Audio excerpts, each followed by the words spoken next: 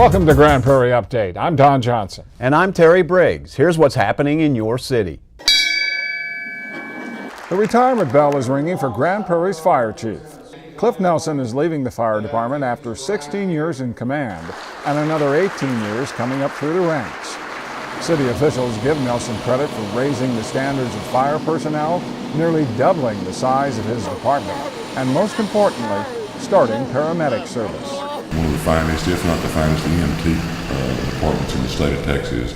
You know, when our ambulances roll out, and wherever they might be going, whether it's a broken arm or a severe heart attack or two paramedics, you know, and right behind it is an engine with at least one or two paramedics there. And for a chief of a major urban department to be successful and last as long as he did and be going out like this, I tell you, is a testimony, and I want to say I'm very proud to have gotten to work with Cliff. I thank everyone for being here, especially my family. They've seen me kind of grow up and been a very good part of keeping me grounded, keeping me focused, and look forward to spending a lot of time with them now the next several months and just doing some fun things.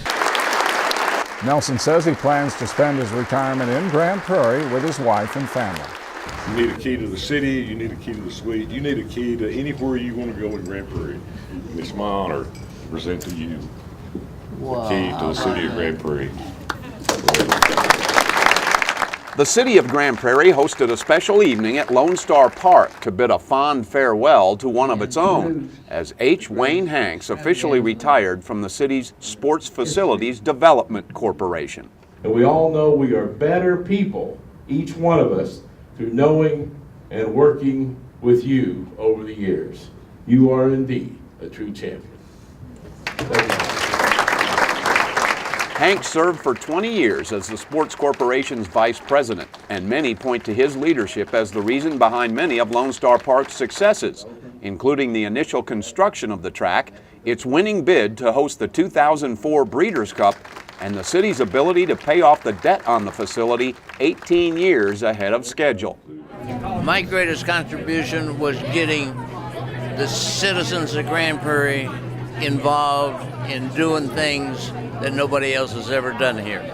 What we've got here is what we went after. It's what we convinced the citizens of Grand Prairie that if they would do it, we'd make them proud of it, and it'd make us some, you know, this thing is put in excess of $20 million into the city of Grand Prairie with capital improvement. Hanks is one of the 7 original members of the Grand Prairie Sports Corporation. Center, so let's give them a big hand for getting this together. Yappy Hour.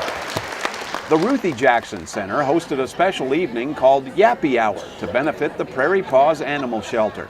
The shelter was asking for donations of dog and cat related items like leashes, collars, blankets, and toys, as well as other gifts that were all put up for silent auction. There was also a raffle, and the evening was capped off by a wine tasting event for all those who bought tickets to attend. The funds will go for vet treatment for animals that come in that are sick or injured. We get a lot that have a broken leg, and that's no reason that the animal can't be adopted out. So we are able to take them to the vet and get it treated and find a foster home while they're mending, and then able to find them a permanent home after that. Tate says that Prairie Paws expected to raise as much as $5,000 for the fund. If you'd like to donate, you can call the shelter at 972-237-8575. Female directors were in the spotlight this weekend at the 2nd annual Lois Weber Film Festival in Grand Prairie. The festival celebrates the achievements of women in film and documentaries.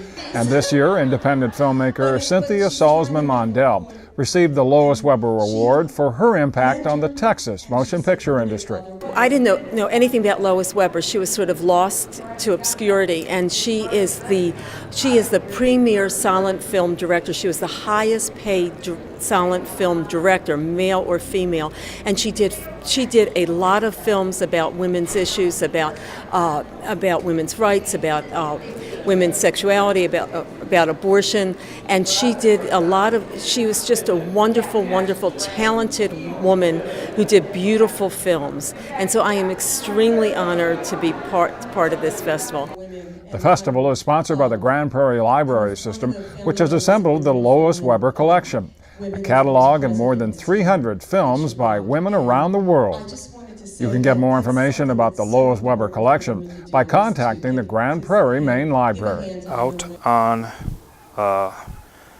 family disturbance. The Grand Prairie Police Department has entered into the world of Twitter as another way to help it serve the public. Yeah, this is a great way to disseminate information throughout the city, and you can send one tweet and it can be retweeted and go out to hundreds and thousands of people. Twitter is an online social networking service that enables users to send and read short text-based messages known as tweets.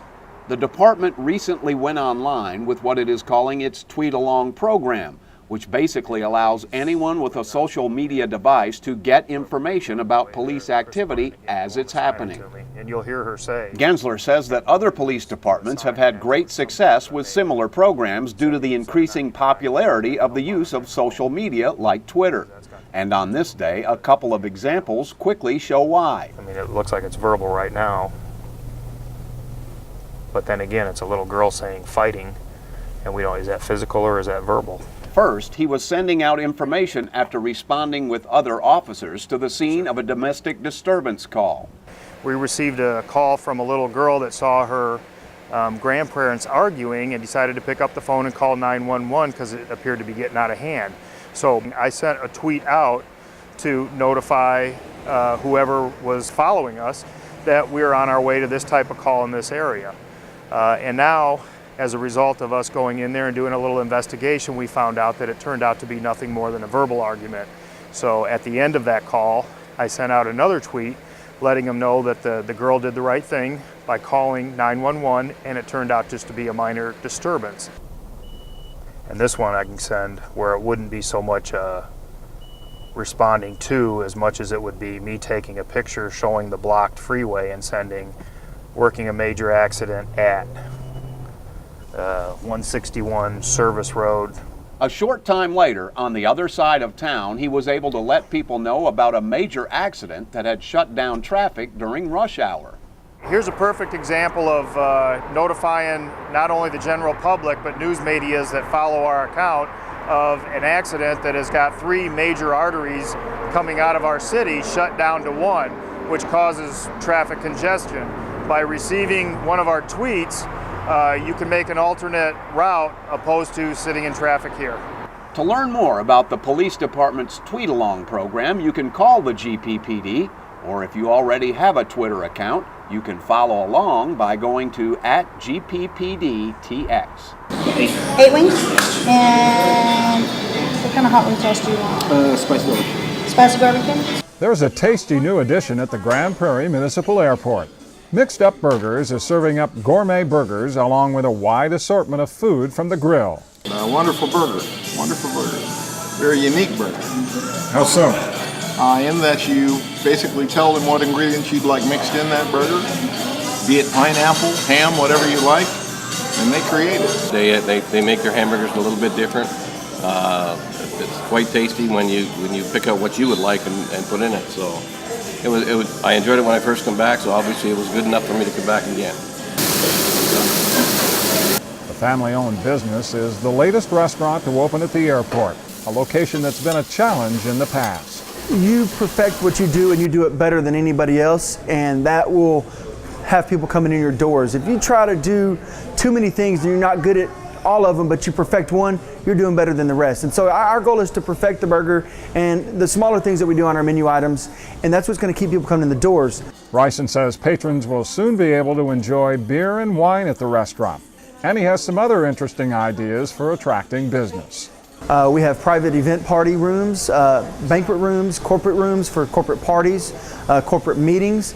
We're going to start doing a dinner and a flight where you can come in and fly for about 30 minutes and then have a dinner of your choice, whether it be steak and lobster or it be a grilled cheese sandwich. That's the joy about what we can do. We can do anything from one to the other. Mixed Up Burgers is open from 7 a.m. until 9 p.m. Monday through Saturday, 7 a.m. till 6 p.m. on Sunday. It's going to be all about pumpkins for the rest of the month downtown at the Grand Prairie Farmers Market.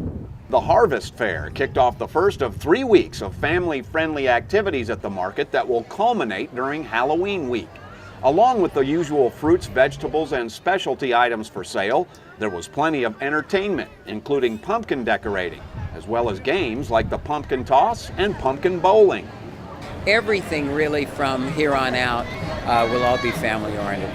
We really kind of look at it, it's the kickoff of the holiday season, you know, so we'll do these 3 markets in a row similar to this. Then we have Street and Treat, which is going to be really cool this year. I mean, it's always cool, but it'll be here at Market Square, but we're going to have the haunted house that's traditionally down at Uptown. It's going to be right here next door in the old Antique Mart area. So it's going to, we got about 3,500 people last year, so it'll be about the same. There's so many things going on.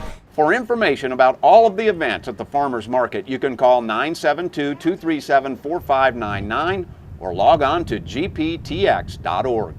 That's it for this edition of Grand Prairie Update. Hope you'll join us next time.